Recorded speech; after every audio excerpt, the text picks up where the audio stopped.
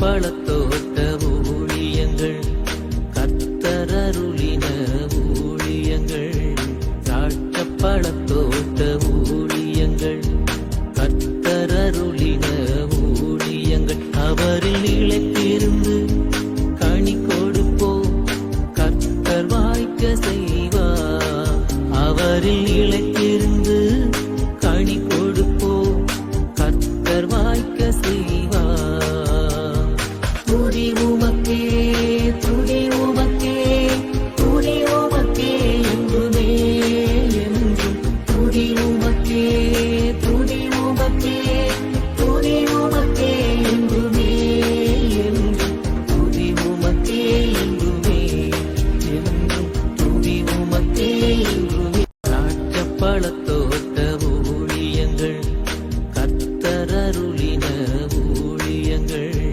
திராட்சை பழத்தோட்ட ஊழியங்கள் கர்த்தரருளின ஊழியங்கள் அவரில் நிலைத்திருந்து கனி கொடுப்போம் கர்த்தர் வாய்க்க செய்வார் அவரில் நிலைத்திருந்து கனி கொடுப்போம் கர்த்தர் வாய்க்க செய்வார் துதி உமக்கே துதி உமக்கே துதி உமக்கே என்றுமே என்றும் துதி உமக்கே துதி உமக்கே துதி உமக்கே என்றுமே என்றும் துதி உமக்கே என்றுமே என்றும் துதி உமக்கே என்றுமே திராட்சை பழத்தோட்ட ஊழியங்கள் கர்த்தரருளின ஊழியங்கள் திராட்சை பழத்தோட்ட ஊழியங்கள் கர்த்தரருளின ஊழியங்கள் அவரில் நிலைத்திருந்து கனி கொடுப்போம் கர்த்தர் வாய்க்க சிறியவனை புழுதிலிருந்தும் எளியவனை குப்பையிலிருந்தும் எடுத்து உயர்த்தி ராஜாக்களோடும் பிரபுக்களோடும் வந்திருக்கச் செய்கிற அருமை ஆண்டவர் இயேசு கிறிஸ்துவின் இனிதான நாமத்தினாலே இந்த சத்தத்தை கேட்கின்ற அனைத்து தேவனுடைய பிள்ளைகளுக்கும் என்னுடைய அன்பான வாழ்த்துதல்கள். நீங்கள் கோடா கோடியாய் பெருகுவீர்களாக, உங்களுடைய பிள்ளைகள் கோடா கோடியாய் பெருகுவார்களாக என்று வாழ்த்துகின்றேன், ஆசீர்வதிக்கின்றேன். பிரியத்துக்குரியவர்களே, இந்த அருமையான நாளிலே உங்களை சந்திப்பது அதிக சந்தோஷம், அதிக மகிழ்ச்சி. இந்த செய்திகள் உங்களுக்கு தினந்தோறும் ஆசீர்வாதமாக இருப்பதாக நீங்கள் உணர்வீர்கள் என்றால் அநேக ஜனங்களுக்கு இதை அறிமுகப்படுத்த வேண்டும் என்று உங்களை அன்போடு நான் கேட்டுக்கொள்கிறேன். இந்த வாரம் நாகர்கோவில் ஜனங்களே, உங்களை தேடி உங்களுடைய அன்பு சகோதரனாகி நான் வருகிறேன். வடசேரி பஸ் ஸ்டாண்டுக்கு பின்னால் WCC காலேஜ் இருக்குது.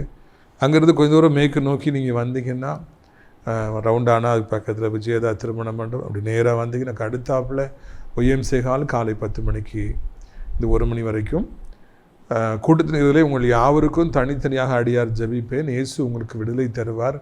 எல்லோருக்கும் மிக சிறப்பான விருந்து உண்டு. சந்தர்ப்பத்தை பயன்படுத்தி கொள்ளுங்கள். நமது ஊழியத்தின் சார்பாய் கட்டப்பட்டு நடத்தப்பட்டு வருகிற அடைக்கலான் குருவி முதியோர் இல்லம் ஆண்டுடைய தரிசனத்தின்படி ஆரம்பிக்கப்பட்டு நடத்தப்பட்டு வருகிறது. அங்கே இருப்பவர்களுக்கு நல்ல ஆவிக்குரிய போஜனம் தினந்தோறும் கொடுக்கப்படுகிறது. நல்ல நல்ல ஊழியக்காரர்களும் குருவானலும் வந்து அவங்கள ஜெபத்தில் நடத்துகிறாங்க. 3 வேளையும் மிக சிறப்பான உணவுகள் அவர்களுக்கு நாம் கொடுத்து வருகிறோம். எனவே தேவனுடைய பிள்ளைகளாகிய நீங்கள் ஆவிக்குரிய முதியோர் இல்லம் இருக்கிறது, ஆசிரியத்தில் இருக்குது, அடைக்கலான் குருவி இருக்குதுன்னு சொல்லி அநேகருக்கு சொல்லுங்கள். நீங்கள் சேர்வதற்கு தான் சரியான நேரம் என்று நான் நினைக்கின்றேன். ஊழியத்தில் அநேக குடும்பத்தார் இருக்கிறாங்க. அதில் 3 குடும்பத்தாரை அறிமுகப்படுத்துகிறேன். அம்மா, அவருடைய மகா பேத்தி, அவங்க அம்மாவும் மகளும் என்னை மிகவும் நேசிப்பவர்கள், நல்லா உணவு கொடுத்து அன்பு காண்பிக்கிறவங்க.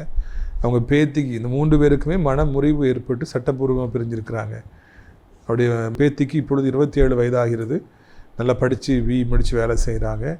படித்து வேலை செய்கிற ஜெபிக்கிற ஒரு மணமகன் தேவை, ஆவிக்குரிய மணமகன் தேவை.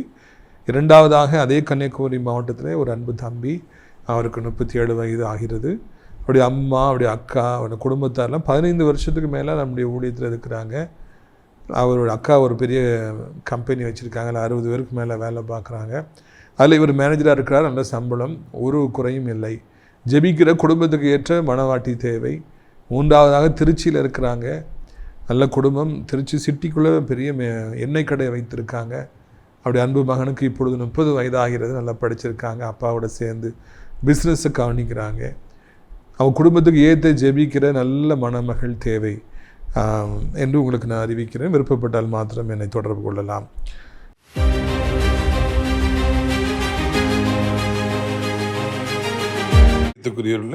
நீதிமொழிகள் 26:2 அடைக்கலான் குருவி அலைந்து போவது போலவும் தகைவிலான் குருவி பறந்து போவது போலவும் காரணமில்லாமலிட்ட சாபம் தங்காது. உங்கள் பக்கத்து வீட்டுக்காரர்கிட்ட உங்களை சபித்து கொண்டே இருக்கலாம். நீ விளங்க மாட்ட, உன் பிள்ளை விளங்காது, உன் பிஸ்னஸ் விளங்காது, நீ செத்து போயிடுவேன், நாசமாக போயிடுவேன். உங்கள் நண்பர்கள் அப்படி சபிக்கலாம், உங்களுடைய எதிரிகள் சபிக்கலாம், உங்களுடைய கூட வேலை பார்க்குறவங்க சபிக்கலாம். அது நிமித்தமாக மிகவும் மனக்லேசம் அடைஞ்சிருக்கலாம். நான் ஒன்றுமே பண்ணலே, இப்படி சபிக்கிறாங்களே, என் பிள்ளையை சபிக்கிறாங்களே, எனக்கு எதுவும் ஆயிருமோன்னு கலங்கி போய் நிற்கலாம். பயப்படவே பயப்படாதீங்க. காரணம் இல்லாமல் அவங்க விடுற சாபம் அடைக்கலான் குருவி பறந்து போது போல் அது எங்கே போகுதுன்னே எனக்கு தெரியாது, எங்கே உட்காரனே தெரியாது. அது மாதிரி சாபம் பறந்து போயிடும். உங்களுக்கு ஒரு ஆபத்தும் வராது, உங்கள் பிள்ளைகளுக்கு ஒரு ஆபத்தும் வராது. மாறாக யார் உங்களை காரணம் இல்லாமல் சபிக்கிறார்களோ அவர்கள் சபிக்கப்பட்டு போவார்கள், அவருடைய குடும்பம் சபிக்கப்பட்டு போகும். அப்படி எதிர்காலம் இருண்டு போகும். காரிலே அவர்கள் அழிந்து போவார்கள், அறுப்புண்டு போவார்கள். அவருடைய கண்களுக்கு முன்பதாக தேவன் உங்களை உயர்த்துவார். எதிரிகள் உங்களை சபிக்க சபிக்க ஆண்டவர் உங்களை உயர்த்தி கொண்டே போவார்.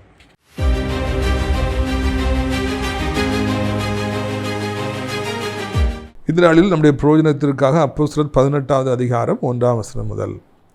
அதன் பின்பு பவுல் அத்தேனா பட்டணத்தை விட்டு கொரிந்து பட்டணத்துக்கு வந்து யூதர் எல்லாரும் ரோமாபுரியை விட்டு போகும்படி கிலவுதி ராயன் கட்டளையிட்டபடியினாலே இத்தாலியாவிலிருந்து புதிதாய் வந்திருந்த பொந்து தேசத்தானாகிய ஆக்கிலா என்னும் நாமமுள்ள ஒரு யூதனையும் அவன் மனைவியாகிய பிரிஸ்கில்லாவையும் அங்கே கண்டு அவிடத்திலே போனான். பவுல் அப்போஸ்தலனுடைய ஊழியம் பயங்கரமான ஊழியம் என்று உங்களுக்கு தெரியும். அவர் எல்லாமே புதிய ஏற்பாட்டில் ஊழியமே இல்லைங்கிற அளவிற்கு ஒரு மிகப்பெரிய தாக்கத்தை அவர் ஏற்படுத்திட்டு போயிருக்கிறார். மிகப்பெரிய ஒரு ஸ்காலர், படித்த ஒரு ஊழியக்காரர். அப்போஸ்தலனாகிய பேதுரு அப்படி அல்ல. அவர் மீன் பிடிக்கிற மனிதன், படிப்பிரிவு இல்லாத மனிதன்.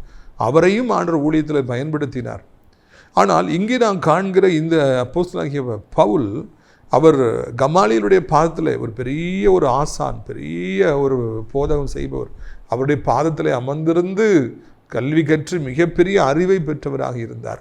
பல மொழிகளிலே அவர் பேசுகின்றவராக இருந்தார். அவர் எழுதிய நிருபங்கள் தான் இந்த பைபிளை புதிய ஏற்பாட்டில் அலங்கரிக்கின்றன. அவருடைய வார்த்தைகள் இன்றைக்கும் என்றைக்கும் அனைத்து விசுவாசிகளுக்கும் போஜனமாக இருக்கின்றன, பிரயோஜனமாக இருக்கின்றன என்பதில் மாற்றுக்கிறதே கிடையாது. புதிய ஏற்பாடு கொஞ்சம்தான், மத்தேயு, மார்க்கு, லூக்கா, யோவான். அதுக்கு பிறகு ஃபுல்லாக பவுலப்போஸ்தலனை சுற்றி தான் இந்த பைபிளே வருகிறது. அவர் ஒவ்வொரு ஊராக சென்று உழைத்து கொண்டே இருக்கிறார், ஊழியம் செய்து கொண்டே இருக்கிறார். அவர் ஆண்டவருக்காக எல்லாவற்றையும் தூசியை உதறிவிட்டு வந்து விட்டார். எதை குறித்து கவலைப்படாதபடி உயிரை துற்றமென நினைத்து அவர் ஊழியம் செய்தார். வாலிபர்களே, வாலிய பிள்ளைகளே, நீங்கள் எல்லாம் பவுல் அப்போஸ்தலனுடைய தியாகத்தையும் அவருடைய தாழ்மையையும் அவர் ஆண்டவருடைய ஊழியத்துக்காய் வைத்திருந்த வைராக்கியத்தையும் நீங்கள் கண்டிப்பாக கற்றுக்கொள்ள வேண்டும். அவர்களிருந்து ஒரு சின்ன துளி, அவர்கிட்ட இருக்கிற 100%, 1% உங்களுக்குள்ளே வரணும். அப்படி வரும்னா நீங்கள் இந்த உலகத்தையே கலக்குகின்றவர்களாக மாறுவீர்கள். பெற்றோர்களே, உங்கள் பிள்ளைகளுக்கு பவுல் அப்போஸ்தலனுடைய தியாகத்தை குறித்தும் அபிஷேகத்தை குறித்தும் அவர் ஓடி ஓடி உழைத்ததை குறித்தும் நீங்கள் சொல்லி கொண்டே இருங்கள், கற்றுக் கொடுத்துக்கிட்டே இருங்க. அவங்க எல்லாம் ஊட்டி ஊட்டி வளருங்க. அவர் எத்தனை நாடுகளுக்கு போனார், எத்தனை நாடுகளுக்கு அவர் அப்போஸ்தலனாக இருக்கின்றார்,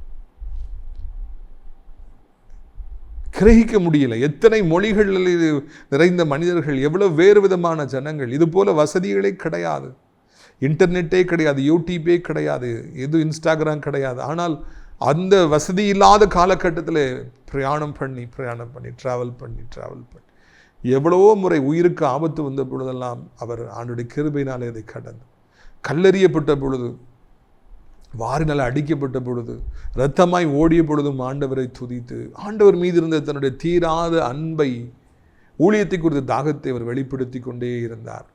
ஒரு பரிமள தைலமாக அப்போஸ்தலனாகிய பவுல் இருக்கிறார். நாம் அவரை மறக்கக்கூடாது. அவர் எழுதிய அந்த நிருபங்களை வாசிக்க நாம் மறக்கக்கூடாது. அவரிடத்திலிருந்து ஒரு சின்ன பகுதியாவது நம்மிடத்தில் வர வேண்டும். அவரை போல நாமும் மாற பிரயாசப்பட வேண்டும் என்று தினந்தோறும் நாம் ஜெபிக்க வேண்டும். அதற்கான முயற்சிகளை எடுக்க வேண்டும். இப்படிப்பட்ட இந்த அப்போஸ்தலனாகிய பவுல் இந்த இடத்துல நாம் வாசிக்கிறோம். அங்கே ஒரு ராயன் இருக்கின்றான். அவன் பேர் கிளவுதி ராயன். அவன் எல்லாரையும் ரோமாபுரியிலிருந்து யூதர்களெல்லாம் புறப்பட்டு போங்க என்று ஒரு கொடூரமான சட்டத்தை அவன் ஏற்றினான். அந்த காலத்தில் ராயர்கள் எல்லாரும் இதுபோல பயங்கரமான சட்டத்தை ஏற்றிக்கொண்டே இருந்தார்கள். இயேசு கிறிஸ்து பிறக்க வேண்டிய நேரம் வந்த பொழுது கர்ப்பிணியாக இருந்த மனைவியை அழைத்து கொண்டு குடியுரிமை எழுதும்படியாக சொந்த ஊருக்கு போகும்படியாக தலைப்பட்டார் யோசேப்பு. ஏனால் ராயன் கட்டளை கொடுத்திருந்தார். இதே மாதிரி கட்டளைகள் கொடுத்துக்கிட்டே இருப்பாங்க. அந்த கட்டளைகளில் ஏராளமான தீமைகள் இருந்தாலும் அதில் நல்ல காரியங்களும் தேவ திட்டங்களும் ஒளிந்திருக்கும் என்பதுதான் மறுக்க முடியாத உண்மை. அந்த கட்டளை வந்ததுனால தானே ஆண்டவர் பெத்லெஹேமில் பிறந்தார். தேவனுடைய வார்த்தை நிறைவேறிற்று. பெத்லெஹேமில் பிறப்பார் என்பது நிறைவேறிற்று. இங்கே இந்த கிளவுதி ராயனுடைய கட்டளையினாலே யூதர்கள் சிதறி போகிறாங்க, வாராங்க. இவர் கொரிந்து பட்டணத்தில் இருக்கிறாரு. அங்கே பவுல் அப்போஸ்தலன் அங்கே ஒரு சில யூதர்களை சந்திக்கும்படியான ஒரு சூழ்நிலை உண்டாகிறது. அந்த கட்டளை நிமித்தமாக கடினமான மனதோடு கூட கண்ணீரோடு கூட யூதர்கள்லாம் புறப்பட்டு தங்கள் வீடுகளை விட்டு தங்கள் உடைமைகளை விட்டு பரிதாபமாய் கடந்து போகிற பொழுது அது ஒரு வேதனைக்குரிய காரியமாக இருந்தால் அதன் பின்பும் ஒரு நல்ல காரியம் ஒளிந்திருந்தது. அதை தான் நீங்கள் அடுத்த வசனங்களில் நம்ம தியானிக்க இருக்கும். உங்கள் வாழ்க்கையிலும் கூட சில நேரங்களில் பல தீமைகள் அடுக்கடுக்காய் உங்களுக்கு வந்தால், பல மோசமான மனிதர்கள் அடுக்கடுக்காய் உங்களை வஞ்சித்து கொண்டே இருந்தால், தொடர்ச்சியாய் தோல்விகளும் தொடர்ச்சியாய் பண இழப்புகளும் தொடர்ச்சியாய் விபத்துகளும் தொடர்ச்சியாய் வியாதிகளும் அவமானங்கள் நீங்கள் நெருக்கப்பட்டு கொண்டிருந்தாலும், இது என்ன வாழ்க்கை? ஆண்டவரை தேடி நான் எண்ணத்தை கண்டேன், நான் ஜெபித்து எண்ணத்தை கண்டேன், நான் என் கைகளை உத்தமத்திலே கழுவி எண்ணத்தை கண்டேன், ஊழியத்திற்காக செருப்பாக நின்று உழைத்து நான் ஊழியத்தை தூக்கி சுமந்து ஊழியக்காரனை தூக்கி சுமந்து எண்ணத்தை கண்டேன் என்கிற வேதனைகள் இங்கு நின்று கொண்டிருந்தாலும், இந்த வேதனைகளுக்கு மத்தியிலும் சில நன்மைகளை ஆண்டவர் ஒளித்து வைத்திருப்பார். தங்கம் மேலாக கிடப்பதில்லை, ரோட்டிலே கிடப்பதில்லை. மலை மேல் அப்படி பார்த்தோன்னே தான் தங்கம் எடுத்துட்டு போனான்னு சொல்கிற அளவுக்கு கிடப்பது பூமிக்குள்ளாக தான் இருக்கும். பிரச்சனைகளுக்கு மத்தியில் தான் ஒளிந்திருக்கிறது தேவன் வைத்திருக்கிற ஆசீர்வாதங்கள். உங்களுடைய வாழ்க்கையில் எவ்வளவு தீமை வந்தால் அதுக்குள்ளே நன்மையை ஆண்டவர் நிச்சயமாக வைத்திருப்பார். யோசிப்பு மறந்துடாதீங்க. அண்ணன்மார்கள் செய்த துரோகம் பயங்கரமான துரோகம், பச்சை துரோகம். சொந்த தம்பி, சொந்த ரத்தம் எவ்வளோ கொடூரமாக பரியாசம் பண்ணாங்க. பிடிச்சி குழிக்குள்ளே போட்டாங்க, எடுத்து எகிப்தில் கொண்டு போய் விற்றாங்க, இஸ்மாயில்கிட்ட விற்றாங்க. அந்த பணத்தை வெக்கங்கிட்ட போய் அந்த பணத்தையும் எடுத்து பாக்கெட்டில் போட்டாங்க. அப்பாட்ட போய் சொன்னாங்க. எவ்வளவோ தீமை. போத்திபாடைய மனைவி இல்லாத போல் அதை பழியை போட்டு கௌரவமாய் வாழ்ந்த அந்த வீட்டுக்கு உப்பாக உழைத்து கொண்டிருந்தேன் அந்த மனித வாலிபனையும் ஜெயிலில் பிடிச்சி எல்லாம் எதிராக இருக்குது. பணம் பாத்திரக்காரை மறந்து போகிறான். ஆனால் அதுக்கு பின்னால் ஒரு நன்மையை ஒழித்து வைத்திருந்தார். உங்களுடைய வாழ்க்கையிலும் கூட எல்லா கஷ்டங்களுக்கும் பின்பாக ஒரு நன்மை இருக்கும். எவ்வளவு அடி விழுந்தாலும் அதுக்கு பின்னால் ஒரு நன்மை இருக்கும். இதை நீங்கள் புரிந்து கொண்டால் நலமாக இருக்கும். அங்கே பாருங்க, 2வது வசனத்தின் பிற்பகுதியில் வாசிக்கிறேன். கட்டளையிட்டபடி இத்தாலியாவிலிருந்து புதிதாய் வந்திருந்த பொந்து தேசத்தானாய் ஆக்கிலா என நாமமுள்ள ஒரு யூதனையும் அவன் மனைவியாகி பிரிஸ்கில்லாளையும் அங்கே கண்டு அவனிடத்தில் போனான். இவர் கொரிந்து பட்டணத்தில் இருக்கார். அங்கே யூதர்கள்லாம் வராங்க. உடனே யூதர்கள் மத்தியில் ஒளிஞ்சதுக்கு ஒரு வாஞ்சு இருந்ததுனால அங்கே ஆக்கிலா பிரிஸ்கில்லா எனப்பட்ட ஒரு கப்பல் வராங்க. அவர் பேர் ஆக்கிலா, மனைவி பேர் பிரிஸ்கில்லா. பேர் கூட மேட்ச் ஆகுது பாருங்கள். அவங்கள பார்த்த உடனே இவர் ஓடி போய் இன்ட்ரடியூஸ் ஆகிறார். யூதர்களுக்கு மத்தியில் கர்த்தரை ஊழியத்திற்காக அழைத்திருக்கிறார், நீங்கள் யூதர்கள் அல்லவா என்று ஒரு நல்ல மனதோடு அவங்கள்ட்ட போகிறார். அவங்களும் ஊழியத்தில் வாஞ்சியாக இருந்ததுனால, இயேசுவை அறிந்திருந்ததுனால அவங்களும் ஏற்றுக்கொள்கிறாங்க. அவரோட ஒரு ஐக்கியம் கொண்டு இணைந்து ஒரு ஊழியம் செய்ய ஆரம்பித்தாராம். இது தீங்கிற்கு பின்னால் சிலந்தியூர் ஆயன் கொடுக்கப்பட்ட அந்த கட்டளையின் பின்னால் அங்கே ஒரு நன்மை இருந்தது. ஆக்கில்லா பிரிஸ்கில்லாவை சந்திக்கிறார். இணைந்து அவர்கள் ஊழியம் செய்வதற்கு ஆயத்தமானார்களா? தனியாக ஒரு காலம் ஊழியத்தை செய்ய முடியாது. அதை முதலாவது புரிந்து கொள்ளுங்கள். You can never do the ministry without support. You need Aquila, Priscilla, you need what is his name, Timothy, you need அந்த பவுலோ சீலா, சைலஸ், எல்லாரும் தேவை. பர்னபா, ஊழியம் செய்வதற்கு நிறைய பேர் நமக்கு தேவை. இன்னைக்கு ஊழியக்காரங்களை பார்த்தா சிரிப்பாக இருக்குது. வேற ஊழியக்காரையும் வளர்ந்துடக்கூடாது, நம்ம கூட இருக்கிற ஊழியக்காரையும் வளர்ந்துடக்கூடாது, நம்ம மட்டும்தான் மேலே இருக்கணும் அப்படின்னு அவங்க ஒரு தவறான எண்ணம் பிசாசால கொண்டிருக்காங்க. இல்லவே இல்லை. எல்லாரையும் வளர்த்து விடணும், எல்லாரும் ஊழியத்துக்கு தேவை என்பதை நாம் உணர்ந்து கொண்டால் அது மிகவும் நலமாக இருக்கும். உங்களை யாரு கூட சேர்க்கணுமோ அவங்கள சேர்ப்பார். எங்கிருந்தாவது அவங்களை அடித்து கொண்டு வருவார். உங்களை ஐக்கியம் கொள்ள வைப்பார். உங்கள் கூட யார் இருக்கணும் ஆக்கிலா பிரிஸ்கில்லாக்களை கர்த்தர் அனுப்புவார். இணைந்து சேர்ந்து ஊழியம் செய்யும்படியாக ஒப்பு கொடுங்க. அவங்க வளர்ந்துருவாங்களோ, அவங்க என்னை விட பிரபலமாகிடுவாங்களோ, என்னை விட நல்லா செய்தி கொடுக்குறாங்களோ, என்னை விட அவங்களுக்கு நிறைய கூட்டம் வருதோ, இதுதான் அழிவுடைய சூத்திரம். 30 வருடமாய் ஊழியம் செய்கிறேன். மக்கள் எப்படி நினைப்பாங்க, ஊழியக்காரங்க எப்படி நினைப்பாங்க நல்லா தெரியும்.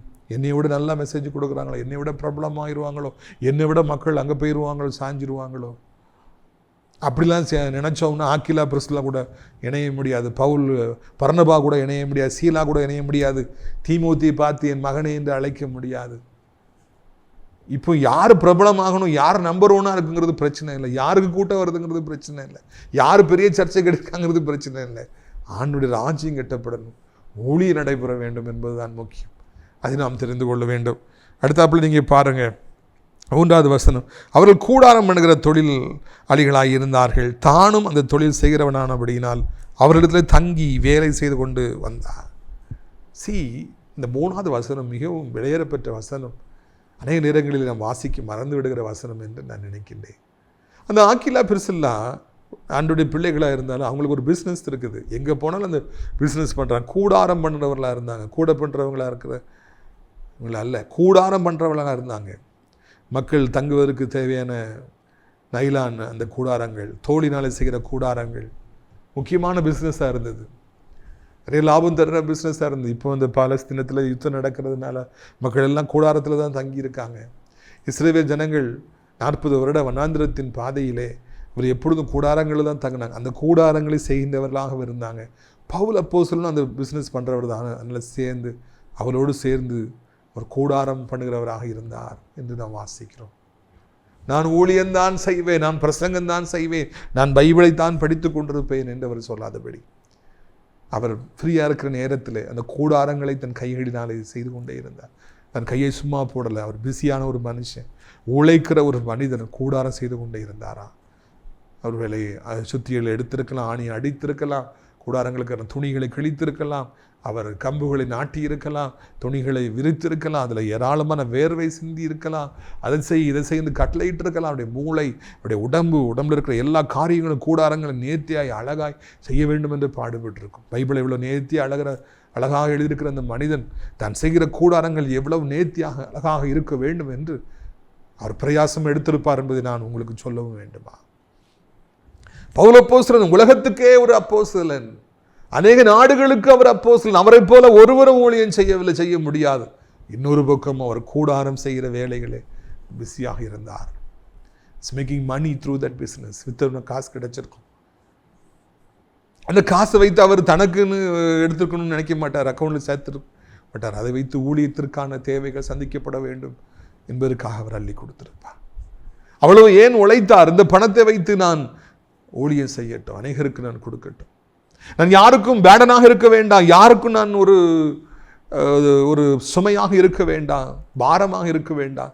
நானே இந்த கூடாரம் அமைக்கிற தொழிலை செய்து அதில் கிடைக்கிற பணத்தை வைத்து என்னுடைய தேவையை நான் சந்தித்துக் கொள்கிறேன். சாப்பாட்டுக்கு தேவையான பணம், பிரயாணம் பண்ணுவதற்கான பணம், ஒருவேளை கப்பல் பிரயாணத்துக்கான அந்த டிக்கெட் எடுப்பதற்கான பணம், கூட இருப்பவர்களுக்கு சாப்பாடு கொடுப்பதற்கான பணம், எல்லாத்தையும் நானே உழைத்து வைத்திருக்கிறேன். கூடாரம் செய்து விற்று நான் காசு வச்சுருக்கிறேன், எடுத்து கொடுங்கிற அளவிற்கு அந்த ஊழியத்திற்கான அந்த தேவைகளை சந்திப்பதற்கு அந்த கூடாரம் அமைக்கிற அந்த பிஸ்னஸ், அந்த வேலை அவருக்கு மிகவும் பிரயோஜனமாக இருந்தது என்று நான் காண்கிறோம். பிரியத்துக்குரியவர்களே, இன்றைக்கு நான் ஒரு பேராசிரியராக இருந்து கொண்டு திங்கட்கிழமை வந்து வெள்ளிக்கிழமை வரைக்கும் வேலை செய்து காலையிலுமே ஓடி சாயந்தரம் வரைக்கும் இருந்து ஏனைய நேரங்களிலே ஊழியத்துக்கான காரியங்களை நான் கவனித்து கொண்டிருக்கிறேன். சனி ஞாயிறு ஊழியம். இப்பொழுது உங்களுக்கு தேவையான செய்திகளை நான் ஆயத்தப்படுத்தி கொண்டிருக்கிறேன். ஹவுஸ் விசிட்டுக்காக நான் போகிறேன். முதியோர் இல்லத்தை நான் நடத்துகிறோம். எல்லா கூட்டங்களிலும் மாந்தோர் சாப்பாடு 3000 பேருக்கு நம்ம சாப்பாடு கொடுக்குறோம். எவ்வளோ செய்கிறோம். ஆனால் இந்த கல்லூரி பேராசிரியர் பணி இருந்து கிடைக்கிற சம்பளம் ஊழியத்தை தாங்குவதற்கு இந்த பஞ்ச காலத்தில், இந்த வறட்சியான காலத்தில், இந்த வனாந்திர பாதையில் எவ்வளவு பிரயோஜனமாக இருக்கிறது தெரியுமா? You know that? Do you know that? Why I go to job? இன்னும் ஏன் ஊழியத்துக்கு போகணும்? பேராசிரியர் பணிக்கு போகணும். முன்னேறமாக பணியை பண்ணலாம். அக்கா முன்னேற பணிக்கு வந்தவங்களாம் தப்பு பண்ணுறாங்க நான் சொல்லலை. எனக்கு இந்த பணியின் மூலமாய் கிடைக்கிற இந்த பணம் ஊழியத்தின் தேவைகள் சந்திக்கப்படுவதற்கு மிகவும் பிரயோஜனமாக இருக்கிறது. கட்டடங்களை கட்டுவதற்கு பிரயோஜனமாக இருக்கிறது. யாரையும் எதிர்பார்க்காதபடிக்கு நாமே சுயாதீனமாய் ஊழியம் செய்வதற்கு அது பிரயோஜனமாக இருக்கிறது. அநேகருக்கு உணவு கொடுப்பதற்கு பிரயோஜனமாக இருக்கிறது. ஐயா, ஒருவேளை கர்த்தர் உங்களை முழுநேர பணிக்கு அழைத்தால் எங்கள் முழுநேர பணிக்கு செல்லுங்கள். நல்லது. முழுநேர பணியை விட உலகத்தில் உத்தமமான காரியம் என்று ஒன்று கிடையவே கிடையாது. ஆனால் அதே நேரத்தில் கர்த்தர் உங்களை ஒரு வேலை செய்ய வைத்து அதன் மூலமாக உங்கள் தேவைகளை சந்திக்க வேண்டும் என்று நினைப்பார் என்றால் அந்த வேலையை நீங்கள் சந்தோஷமாக செய்யுங்கள். ஜிஜிஎஸ் தினகரன் ஐயா 50 வயது வரைக்கும் அதுக்கு அதிகமான காலம் மட்டும் அவர்கள் ஸ்டேட் பேங்கில் வேலை பார்த்து கொண்டிருந்தார்கள். பகுதிநேரமாய்த்தான் ஊழியர் செய்து வந்தார்கள். அதன் பிறகுதான் அவங்க முழுநேரமாய் பணியை காரணியாக கட்டினாங்க. அந்த வேலைக்கு போயிட்டு நைட்டு 7 மணிக்கு அதுக்கு பிறகு பல மணி நேரம் முழங்காலே ஐயா நிற்பாங்கன்னு சொல்லி சாட்சியில் நான் கேள்விப்பட்டிருக்கிறேன். வேலை செய்து தான் அவர்கள் முதலாய் அறிமுகமானார்கள். ஊழியம் பல வருஷமாக செஞ்சாங்க. அதுக்கு பிறகு தான் அவங்க முழுநேர பணிக்கு வந்தாங்க. எத்தனையோ பேர்கள் இன்றைக்கு முழுநேர பணிதான் உத்தமம் என்று நினைக்கிறார். நல்லது, அது உண்மைதான். ஆனால் பகுதி நேரமாய் ஊழியம் செய்வது கூட சில நேரங்களில் நல்லது. சிலருக்கு அந்த அழைப்பு, சிலருக்கு இந்த அழைப்பு. எனக்கு இப்பொழுதைக்கு இந்த அழைப்பு இருக்கிறது. நாம் நம்முடைய கையினாலே சம்பாதித்து ஊழியத்தின் தேவைகளுக்கு நாம் கொடுப்போம் என்றால் யாருக்கும் நாம் பாரமாக இருக்க வேண்டாம் என்பதை நான் மறந்து போகக்கூடாது என்று அழைக்கின்றேன். அப்போஸ்தலனாகிய பவுல் அவ்வளவு ஒரு உத்தமமான ஒரு மனிதனாக இருந்து அவ்வளவு உயர்த்தப்பட்ட உன்னதமான நேரத்திலும் கூட ஃப்ரீயாக இருக்கிற நேரங்களில் அவர் அங்கே அந்த கூடாரம் பண்ணுகிற பணியை செய்தார். பாருங்கள், 4வது வசனம் சொல்கிறது, ஓய்வு நாள்தோறும் அவர் ஜெப ஆலயங்களில் சம்பாஷணை பண்ணி இதற்குள்ளே கிரேக்கருக்குள்ளே புத்தி சொன்னார். 6 நாளும் வேலை செய்கிறார். 7ஆவது நாள் ஆன உடனே ஓய்வு நாள் வந்தவனை ஓடி போய் அவர் பைபிள் எடுத்து பிரசங்கம் பண்ண ஆரம்பிக்கிறார், புத்தி சொல்ல ஆரம்பிக்கிறார். How wonderful it is. வேலை செய்யேன்னு சொல்லி கடந்து கடையே பார்த்து இன்னைக்கு சர்ச்சு கூட வர முடியாமல் ஊழியத்துக்கு வர முடியாமல் போனவங்க இருக்காங்க. ஊழியன்னு சொல்லிட்டு இதே மாதிரி முழுசாக போயிட்டு குடும்பத்தை கவனிக்க முடியாமல் இந்த மாதிரி வேலைக்கு வர முடியாதவங்களும் இருக்காங்க. இவர் 2லையும் செய்கிறார். ஒரு பக்கம் 6 நாட்கள் அவர் கூடாரம் பண்ணுகிறார், 7ஆவது நாள் போய் ஊழியம் செய்தார். சில நேரங்களில் ஆண்டு சிலர் இப்படி வைத்திருக்கிறார். அந்த 7ஆவது நாள் எவ்வளோ உற்சாகமாக அவர் உழைச்சிருப்பார். ஆண்டுடைய ஊழியத்தை செய்யும் போதுனா சந்தோஷம். எவ்வளோ ஒரு உன்னதமான வாழ்க்கை. அப்போஸ்தலனாகிய பவுல் அவ்வளோ பெரிய ஒரு கூடாரங்களை செய்து கொண்டே இருந்தார். அவ்வளோ பெரிய ஊழியக்காரராக இருந்து பிரசங்கம் செய்து கொண்டே இருந்தார். எனக்கு இதை வாசித்த பொழுது ஆண்டவர் பிரசங்கம் பண்ணு என்று சொன்ன பொழுது, இதை குறித்து பேசுன்னு சொன்ன பொழுது ரொம்ப சந்தோஷமாக இருந்தது. எனக்கு ரொம்ப பெருமையாக இருந்தது. அப்போஸ்தலனாகிய பவுல் வேலை செய்து கொண்டே ஊழியம் செய்தார். அவர் சோம்பேறி கிடையவே கிடையாது. நம்ம ராபர்ட் ஜெஃபர்சன் அடிக்கடி சொல்லுவாங்க, பகுதி நேரம் ஊழியம் பண்ணுறவங்க 2 மடங்கு உழைக்கிறாங்க. அவ்வளோ பெரிய ஆட்கள். உலகப்புறமான பணியும் பார்க்கணும், குடும்பத்தையும் பார்க்கணும், ஊழியம் செய்யணும். அது எவ்வளோ கஷ்டம் அப்படின்னு சொல்லி ராபர்ட் ஜெஃபர்சன் என்ன சொல்லுவாங்க. இதுக்குரியவர்களே, என்னுடைய வாழ்க்கையிலே இந்த வசனங்கள் என்னை மிகவும் கவர்கின்றன. இப்பொழுதைக்கு நானும் கூட வேலை செய்து கொண்டு தான் இந்த கர்த்தருடைய ஊழியத்தை செய்து வருகிறேன். அதில் கிடைக்கிற பணத்தை ஊழியத்திற்கே செலவழிக்கின்றோம். நீங்களும் கூட உங்கள் பிள்ளைகளை பகுதி நேரமாய் ஊழியம் செய்ய அனுப்புங்கள். மகனை வேலை செய்து கொண்டு நீ கண்டிப்பாக ஊழியம் செய்ய வேண்டும் என்று ஊக்குவியுங்கள். கர்த்தருடைய முன்னேறமாய் அழைத்தால் முன்னேறத்துக்கு போ, ஊழியத்துக்கு போ, இல்லைன்னா நீ இதே மாதிரி செய் என்று அவர்களை ஊக்குவியுங்கள். நாம் ஜெபிக்கலாமா? கண்களை மூடுவோமா? அப்பா பிதாவே, வானத்துக்கு பூமிக்கு ஆண்டவரே, இந்த அருமையான நாளில் கூட அப்போஸ்தலனாகிய பவுலை எங்களுக்கு ஆண்டவரே நீ காண்பித்து, கர்த்தாவே தோத்திரம் ஐயா, ஆண்டவரே தோத்திரம் ஐயா, என் தகப்பனே சோத்திரம் ஐயா, மிக அருமையான ஒரு சத்தியத்தை நீங்கள் கொடுத்தீங்களே, உமக்கு நன்றியப்பா. எல்லா தீமைக்கும் பின்பு ஒரு நன்மை உண்டு, எல்லா புயல் காற்றுக்கும் பின்பு ஒரு அமைதி உண்டு, எல்லா இரவு நேரத்துக்கு பிறகு, எல்லா இரவுக்கு பிறகு ஒரு பகல் உண்டு. ஆண்டவரே தோத்திரம் ஐயா, எல்லா தேன்கூட்டுக்குள்ளும் கொட்டுகிற தேனீக்களுக்குள்ளும் தேன் உண்டு. எங்கள் நல்ல செய்தி கர்த்தர் எங்களுக்கு தந்திருக்கிறீங்க, உமக்கு நன்றியப்பா. எல்லா நிலவுகளும் ஆண்டவரை மாறி மாறி வந்தாலும் இரவு நேரம் என்று ஒன்று நிச்சயமாய் உண்டு, குளிர்ச்சி என்று சொல்லி ஒன்று உண்டு. உமக்கு சோத்திரம். பிள்ளைகளுக்கு ஒரு நாளும் ஒரு குறையும் விடமாட்டீர். எவ்வளவு தீங்கி வந்தாலும் பின்னால் நன்மையை வைத்திருப்பீர். நமக்கு சோத்திரம். ஆண்டவரே, பவுல் அப்போஸ்தலன் வேலை செய்து கொண்டே ஊழியம் செய்தார். கர்த்தர் சித்தமானால் நாங்களும் கூட கர்த்தர் எங்களுக்கு வேலையை தரும்பொழுது அது சந்தோஷமாய் செய்து கொண்டே இப்படி ஊழியத்தையும் நாங்கள் செய்யத்தக்கதான பலனை எங்களுக்கு தாரும். 2ஐயும் தூக்கி சுமக்க முடியல தவிக்கிற பிள்ளைகளுக்கு நீரே ஆறுதல் செய்ய வேண்டும் என்று கெஞ்சுகிறோம். யாருக்கும் சுமையாக இருந்து விடாதபடி, யாருக்கும் பாரமாக இருந்து விடாதபடி இருக்க கர்த்தாவே எங்களுக்கு நீங்கள் உதவி செய்யுங்க. எசப்பா, இந்த அருமையான நாளில் கூட சத்தத்தை கேட்குற பிள்ளைகள் என்ன நிலைமையில் இருந்தாலும் அவர்களுக்கு உதவி செய்யுங்க. எவ்வளவு பெரிய வியாதியாக இருந்தாலும் ஆண்டவர் அதை மாற்றி தாருங்க. என் கர்த்தர் எப்படியாவது தகப்பனே சோத்திரம் ஐயா, என் தகப்பனே நீர் இந்த நாளில் என்ன வியாதியாக இருந்தாலும் அதை விலகச் செய்யணும். சாப்பிட முடியல, தூங்க முடியல, வலியை தாங்க முடியல, வேதனையை தாங்க முடியல, நடக்க முடியல, மாடிப்பள்ளி ஏற முடியல, இருமிக்கிட்டே இருக்கிறாங்க, ஐயா நான் தும்மிக்கிட்டே இருக்கிறேன், ஐயா விக்கல் எடுத்துக்கிட்டே இருக்குது, ஐயா இந்த வழியில் ரொம்ப வேதனைப்பட சொல்கிற ஒவ்வொருவருக்கும் ஒரு விடுதலையை தாரும். இயலாதவை எல்லாவற்றையும் ஏழும்படியாய் செய்யும். நடக்கட்டும், ஓடி ஆடட்டும், மாடிப்பள்ளி ஏறட்டும், பழைய அழகும் பழைய சௌந்தரியமும் பழைய தைரியமும் உற்சாகமும் எல்லா நன்மையும் வரட்டும். இந்த காலமாய் திருமணமாகலே குழந்தை இல்லைங்கிறவர்களுக்கு இன்னைக்கு ஒரு அற்புதத்தை செய்து கர்த்தாவே நீர் அவர்களை சந்தோஷப்படுத்த வேண்டும் என்று சொல்லி கெஞ்சுகிறோம். ஐயா இறைமகனே, ஒரு கடன் பிரச்சனையில் சிக்கி தவிக்கிற, வட்டி கடனில் சிக்கி தவிக்கிறவங்க, ஆண்டவரே தோத்திரம், என்ன பண்ணணுமே சொல்லி எனக்கு தெரியலையே, இவ்வளோ பணம் தேவை இருக்குது, வருமானமே இல்லையே, வேலை போயிடுச்சே, இவ்வளோ எக்ஸாம் எழுதி எனக்கு வேலை கிடைக்க மாட்டேங்குது, ஐயோ எனக்கு பிறகு படித்தவங்களுக்கெல்லாம் வேலை கிடைச்சிருச்சு, ஐயோ எனக்கு பிறகு பிறந்தவங்களுக்கெல்லாம் இந்த எல்லா நன்மைகளும் கிடைக்குது, எனக்கு ஒன்றும் கிடைக்க மாட்டேங்குதுன்னு சொல்கிறது அங்கலாய்க்கிற பிள்ளைகளுக்கு அற்புதத்தை செய்யும். ஆண்டவரே, வாலிபத்தின் பாவங்கள், போதை பழக்கங்கள், கஞ்சாக்கள், கெட்ட வார்த்தைகள், கெட்ட நண்பர்கள் சிக்கி தவிக்கிற பிள்ளைகளுக்கு ஒரு அற்புதத்தை செய்யும். தற்கொலை எண்ணங்கள் இருப்பவர்களுக்கு அந்த எண்ணங்கள்லேருந்து எப்படியாவது நீர் விடுதலை தாரும். கொலை செய்ய வேண்டுங்கிற எண்ணத்தில் இருப்பவர்களுக்கு, பழி வாங்க வேண்டுங்கிற எண்ணத்தில் இருப்பவர்களுக்கு அந்த எண்ணங்கள்லேருந்து விடுதலை தாரும். ஆனால் ஜெயிலில் இருக்கிறவங்களுக்கு மனந்திரும்பலை கட்டளையிட்டு சீக்கிரமாய் அவர்களை வீட்டுக்கு அழைத்து கொண்டு வாரும். ஆண்டவரே, கோமால படுத்துருக்கிற பிள்ளைகளை மொழிக்க வைங்க, ஐசியூவில் இருக்கிற பிள்ளைகளுக்கு உதவி செய்யுங்க. வயதான கீழே விழுந்து விடாதபடி 2 கைகளால் ஏந்தி கொள்ளுங்க, ஒரு வியாதி வராதபடி காத்துக்கொள்ளுங்க. பேர பிள்ளையை பார்க்கணும் தாயோடு தவிக்கிற தாய்மார்களுக்கு எப்படியாவது பேர பிள்ளையை சீக்கிரத்தில் கொண்டு வந்து சந்தோஷப்படுத்துங்க. கிருபை தாங்கட்டும், இரக்கம் தாங்கட்டும். ஆண்டவரே, உலகம் இருக்க அத்தனை நாடுகளின் தாய் திருநாட்டை ஆசீர்வதிங்க, அனைத்து மக்களையும் ஆசீர்வதிங்க, அனைத்து தேவனுடைய பிள்ளைகளையும் ஊழியக்காரர்களையும் ஆசீர்வதிங்க. ஆசிரியர் ராஜ்யபலத்தோட்ட ஊழியர்களை நேசிக்கிற, நாள்தோறும் நம்முடைய நிகழ்ச்சிகளை பார்க்கிற, அறிமுகப்படுத்துகிற ஆண்டவர் அடைக்கலான்குரிய முதிர்வுள்ளத்தை ஜெபத்தினால காணிக்கையில் தாங்கிற ஒவ்வொரு நல்ல உள்ளங்களையும் ஆசீர்வதிங்க. ஐயா, அடைக்கலான்குரிய முதிர்வு தங்க அநேக இடங்கள் உண்டு, அநேகர் அழைத்து கொண்டு வாருங்க. சத்தத்தை கேட்ட பிள்ளைகள் ஒவ்வொருவருக்கும் ஏதோ ஒரு அற்புதத்தை செய்து சந்தோஷப்படுத்துங்க. இரட்சகர் இயேசுவின் மூலம் ஜெபிக்கிறோம் நல்ல பிதாவே, ஆமென். என் ஆத்துமாவை கர்த்தரை சோத்திரி, என் முழு உள்ளமே அவருடைய பரிசுத்த நாமத்தை சோத்திரி. என் ஆத்துமாவை கர்த்தரை சோத்திரி, அவர் செய்த சகல உபகாரங்களையும் ஒரு பொழுதும் நீ மறவாதே, ஆமென். கர்த்தராகிய இயேசு கிறிஸ்துவின் கிருபையும் பிதாவாகிய தேவனுடைய அன்பும் பரிசுத்தாவுடைய அந்யோன்ய ஐக்கியம் அது பிரசன்னம் உங்கள் அனைவரோடும் எஞ்சைக்கும் சதா காலங்களிலும் நிலைத்திருப்பதாக. அல்லேலூயா. God bless you. ஆமென்.